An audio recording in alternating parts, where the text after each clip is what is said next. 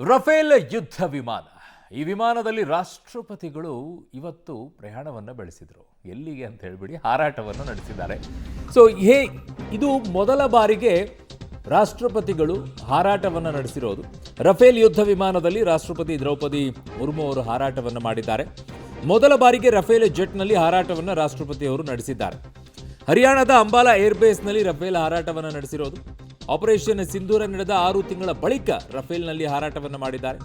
ಪಾಕ್ ವಿರುದ್ಧ operation ಸಿಂಧೂರಕ್ಕೆ ಬಳಕೆಯಾಗಿತ್ತು Rafale. ಪಾಕಿಸ್ತಾನಕ್ಕೆ ಅಂಬಾಲಾ ಏರ್ಬೇಸ್ನಿಂದ ದೊಡ್ಡ ಸಂದೇಶವನ್ನು ಕಳಿಸುವಂಥ ಕೆಲಸವನ್ನು ಅವತ್ತು ಮಾಡಲಾಗಿತ್ತು, ಇವತ್ತು ಕೂಡ ಮಾಡಲಾಗ್ತಾ ಇದೆ.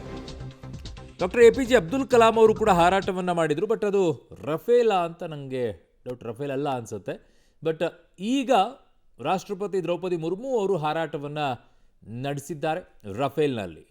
ಸೊ ರಫೇಲ್ ಬಹಳ ದೊಡ್ಡ ಪಾತ್ರವನ್ನು ವಹಿಸಿದ್ದು ಸಿಂಧೂರ ಆಪರೇಷನ್ ಸಿಂಧೂರದಲ್ಲಿ ಯಾವ ರೀತಿಯಲ್ಲಿ ಪಾಕಿಸ್ತಾನಕ್ಕೆ ಪಾಠವನ್ನು ಕಲಿಸಬೇಕಾಗಿತ್ತು ಆ ರೀತಿಯಲ್ಲಿ ಕಲಿಸಲಾಗಿತ್ತು.